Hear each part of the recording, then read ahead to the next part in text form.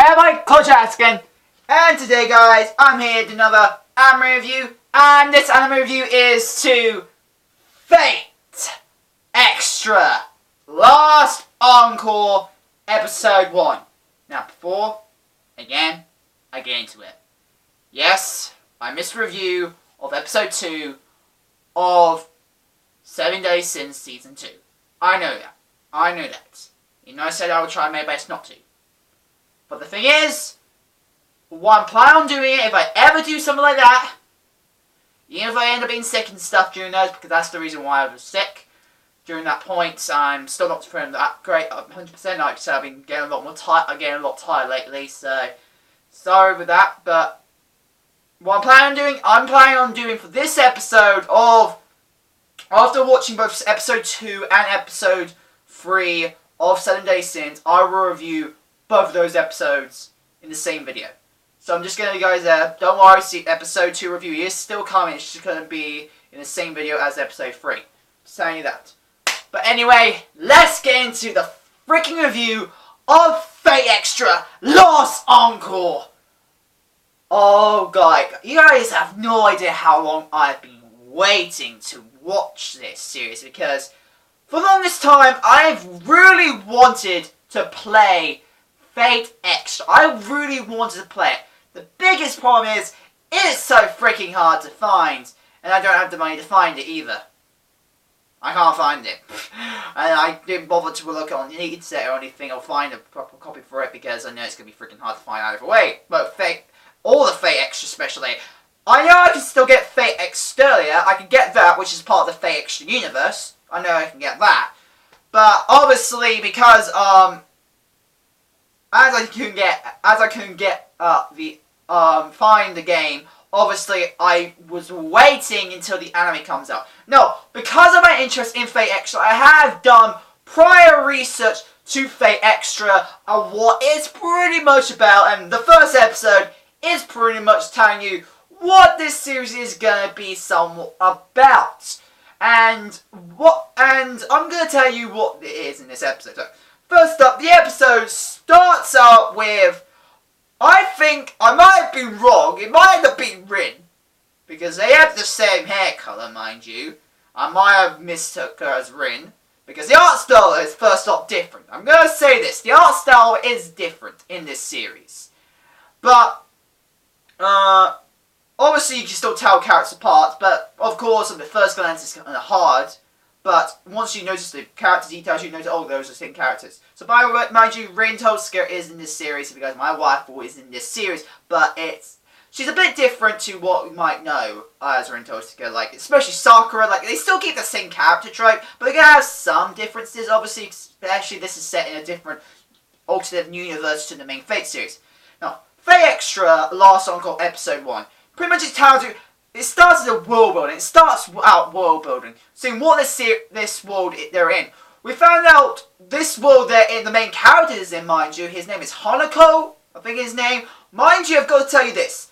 In Fate Extra, the main character, can either be male or female.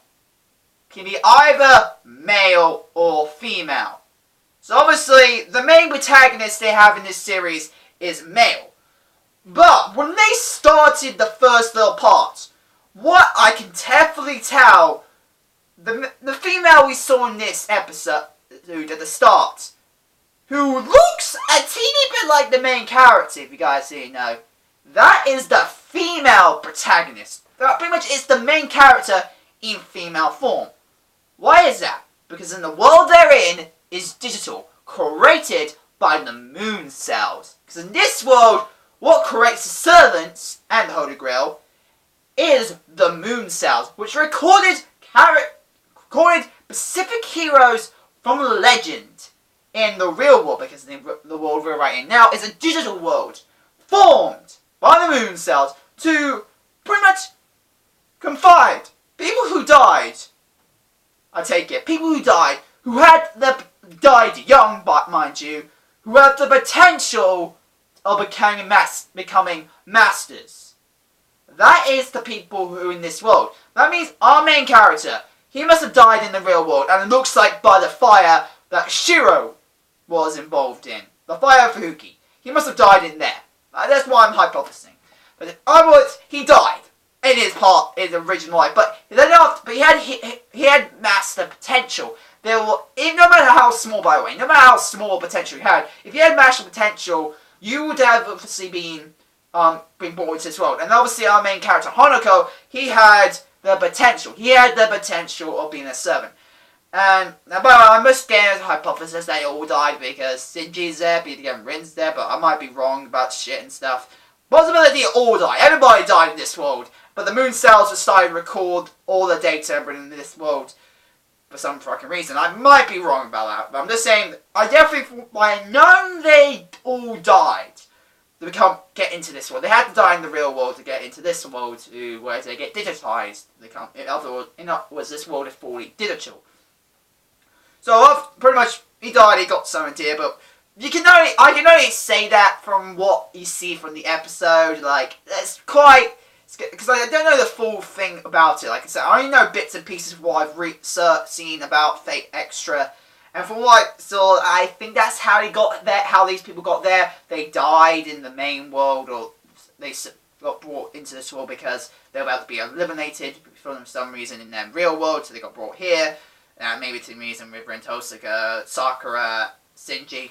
Yeah, Shinji's here. By the way, he's still a bastard, by the way. Shinji's still a fucking bastard in this fucking series. At first you might feel like, wait, is Shinji a good guy? But, because I don't want that to happen. I was like, he still seemed like Shinji when I first saw him, even physically and personality, so I feel like, there's no way this guy's a good guy, and yes, he's still a freaking asshole. Especially that, he's supposed to be the main character's best friend, and then you guess what he did? He stabs in the back, tries to kill him, which he does, but he somewhat nearly succeeded and leaves him to death. But then he, of course, after getting those injuries, he wakens up. And then starts walking off to the chamber, which is known as Limbo. After getting chased by this pretty much deformed servant of Archer. Deformed, a.k.a. the hero Emiya, a.k.a. Shiro. Pretty much a deformed version of pretty much Shiro, a.k.a. Archer, came here to eliminate him, because it seems like the population of this world exceeded that the moon cells calculated in this world. And if they ever exceeded, I think, that limit, their extermination had to go until 7 masters have been chosen to battle in this Holy Grail war they're supposed to be part of. So, except for those 7, everyone there had to die. Everyone that had to die or get deleted.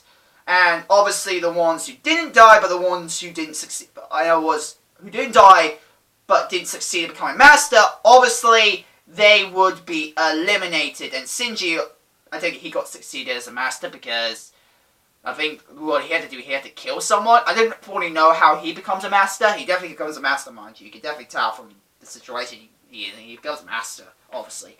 But, everybody, including the main character, they have been pretty much been sacrificed. They've pretty much been sacrificed for they're being killed because they're NPCs. They're not worth it. They're not people who participate in Holy Grail War, so the computer decides to blink them and kill them off by some of these rogue-like servants. And by the way, they're not, like said, the real servants themselves. They're definitely the servants we know from the main series, like in Fate Lore, because Archer, you can definitely tell this guy who tried to hunt our main character, Hanako, he obviously is Archer from the main series in the real world because he's calculated in the Throne of Heroes. Well, in the Moon Cells Throne of Heroes, that kind of thing. And obviously, he came down not being normal Archer, obviously, because he doesn't have personality. He's just a complete cyborg, you obviously can tell from his art, if you've seen the episode, that he's not conscious. He's not aware, or he doesn't have any self-awareness or anything. He's just a complete puppet who's under the Moon Cells control to eliminate any pretty much the NPCs, which the main character is. Our main character is supposedly an NPC, which, from what I know, he is. And the episode sort of declares that he is more like an NPC. Now, as this is the main character, that means somehow he becomes a master, a servant, and he owns a servant. In other words, he should become a master that should not exist in this Grail War. A master of course, of Neo, Saber of Red. Well, of course, we're not talking about Saber of Red from Fate of Propheca, not Mordred. We're talking about Neo, who is known as Saber Red, Red Saber, because of her red outfit. She comes in after getting freaking chased by Archer, and after falling into the pit, where it seems like usually the deceased, because it seems like in this world, after playing some form of like bet game or something, their bet is that they risk their lives, because it seems like because during this episode, we also see the captain of the chess club up against this rich dude in chess, and he lost, and he died. It looked like he died, and he did die, because after that we see the main character, after Sakura telling him to send this dead person on the right bed to the limbo, or the burial area, which is called limbo, and dump him there for burial. Like, oh god, that is like, well, that's my words, by the way. It's not exactly her words. She does say a bit more worrying, you can say. But God say this, you could say the construction of the world have been more digitalized, which makes sense from what I said from the beginning. The main character in the main Fate Extra games is either male or female. And I just want to say at the beginning, there's a possibility that he had been summoned before, and this has happened to him before. This must happen to him before, but he must have got rewritten, like everything got rewritten. And obviously that means at one point he was a female. Because you don't get, he's meant to be an NPC. He's meant to be an NPC, our main character. A non-player character. Or a non-player person. And that's what he's supposed to be in this universe. So obviously that means he's supposed not to have a specific gender. No matter what gender he is, he's going to be any gender that can be recognized. And as I take it, the girl we saw at the start of the episode, that's him. I think that is him. The female protagonist of himself. So that's what I'm hypothesizing. That could be it. That's how they're going to maybe intertwine the connection that this is the Fate Extra games being adapted, because it's the female protagonist of the main protagonist, which is, of course, in this situation, male. Now, you can also hypothesize this is also the same guy, because Neo does say, it's you. So it's you. She pretty much says, so it's you. She does say that. She does say that after he picks up Neo's sword. Who isn't, I take it, Neo's noble phantasm, because what I've researched about Neo, Red Saber, she is famous. She's a famous empress. She's a famous empress. What I have researched about her, and I'm not getting spoilers here for anybody who's wondering. But if you're watching me, I have always said spoilers galore. If you've ever been news to me, I should have mentioned this again, but I do spoilers. I unfortunately can't help but not talk and not bring spoilers. I can type and give warnings easily, but when I'm talking like naturally like this, I can't help but bring out spoilers. So I'm just, again, sorry for a little bit of spoilers there, but I will have to say, the rest of it is going to end up being spoilers for what I've researched, and obviously don't spoil me on parts I don't know about, because like I said, I'm only an anime watcher. I've only done bits of research. I don't know the full story about Fate Extra, but I'm just saying that is what I'm doing. So anyway, back to this. For anybody who wants to listen to spoilers. So pretty much with this Neo, this palace, this sort of palace-like thing, like, and I think it's a coliseum or a theatre. A theatre, I think, a theatre, if I remember correctly, it's a theatre. this theatre she's in is her noble phantasm, because as the Empress, when she was Empress, one of the things she's got known for is her beautiful singing. She had a good singing voice. And from what I know, for some reason, a lot of people adored her voice, they adored her, but sooner or later, some corruption came around which made her into a somewhat villain to the people's eyes, and she got abandoned and everything, cruelly, by the way. And obviously, that's how she died afterwards. Like I can't fully remember the full story, but that's what some connection. After she died, she became the Throne of Heroes, and that kind of thing usually happens. And this is obviously her noble phantasm, and this involves not just her sword, but it also involves the theatre that she's in. This is her noble phantasm, for anybody who wants to know that. This is her noble phantasm. The theatre is her noble phantasm combined with her sword. She has two noble phantasms. So anyway, pretty much you see her fighting off. So after getting summoned, she does say, "So it's you." So this obviously can imply she definitely knows this. She definitely knows Hanako. She definitely knows Hanako, which I take it she knows multiple times. I take it she knows him very well, because looks like, again, she's in the regular servant. I take it she's in the regular servant. She's not supposed to. Well, she is supposed to exist, but she should not have her self-awareness. I take it that's what I'm expecting from what I've known from this. She's supposed to not have her self-awareness, which she does actually. So she remembers the masters she's been with, and always she remembers the person she's been with.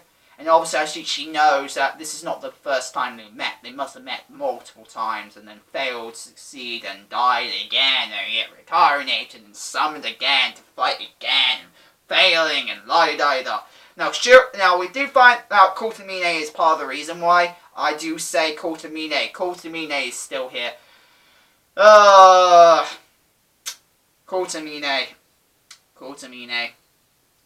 Kirei Kotamine.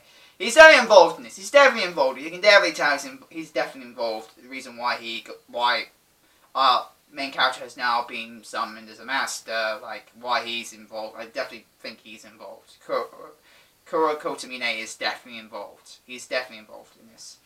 Kirei Kotamine, you're gonna freaking do something stupid again. But after she gets summoned, she kills, pretty much, she destroys the irregular archer. She defeats him. And then, after that, she says the exact same lines that Saber, aka Otaria, says to Shiro when they first met. And those lines are... I'm trying to get the proper words. "You there. Are you my master?" And that's what she pretty much says those lines. I'm not very good at lines. Sorry, I'm not very good at remembering lines straight off the back. I need to still reread it and stuff before I fully remember. But yes, those are roughly the lines. She pretty much says the same lines that Otaria says to Shiro, to, of course, her now master, Hanako. Which I think that's how you say his name. I might be wrong about his name. Like, sorry if I've been pronouncing his name wrong, but that's what I think. Hanako. I think that's how you say his name. Sounds more feminine, but it makes more sense why it sounds feminine, because, again, he does have a female counterpart, which, again, should be the protagonist, the girl we saw at the beginning of the episode, which I take it that's his female form. So, yeah, I'm just going to say that there. And pretty much that's how the episode ends, with Reviwe Kotamine, and obviously Nero saying those same lines that Saber did, Otaria did in Main Fate series, and the episode ends up with that. Now, in the animation, I've got to say this, the animation, this is definitely Shaft's work. This is definitely Shaft's work, alright, because the animation looks so freaking good for Shaft. Like, I'm like, whoa, this doesn't feel like, it doesn't feel like Fate, but yet again it does. With Shaft involved, and especially the world building, if it's not Fate's been doing research, I feel like if Shaft was not doing this, it still would have made it feel like a full-blown Fate series. The only reason why it doesn't feel like a Fate series is because Shaft is doing it. Because of the animation they do for it. Which is still good. The way they do their scenes, like the blackouts and stuff, I gotta say, those are good. It makes it more tense, like, it makes the scenes more tense. more than like the main Fate series does, which I've got to admit that Shaft makes the scenes seem more tense, especially with the odd colouring they bring forth in all of these scenes, which I've got to say that looked good. It made it feel more tense, and again, it also helps me to separate Fate Extra from the main Fate series, because again, Fate Extra is an alternate universe of the main series, and I've got to say, oh my god, this first episode made it for me. Made it! Bringing my hype out. Bringing my hype out. And getting my freaking hypothesis and going on. And I can't wait to see what the hell is gonna fucking going on. And how Rin, Sakura, bastard Shinji. And I might be his girlfriend, because he seems like he has a girl. Shinji has a girlfriend! Why the fuck does Shinji have a girlfriend? That's the one thing I'm curious about. Shinji has a fucking girlfriend. Which I think he killed her and stuff like. I don't know yet. I fucking no idea. But yeah, go. If you want to know. But anyway, I just want to know how these characters are gonna be. How different they're gonna be compared to the main series characters. How obviously Shinji's gonna still be the fucking same, but Sakura and Rin, I have heard they're gonna be slightly different to their main original counterparts. So that's why I want to see those differences, what this is going to be about.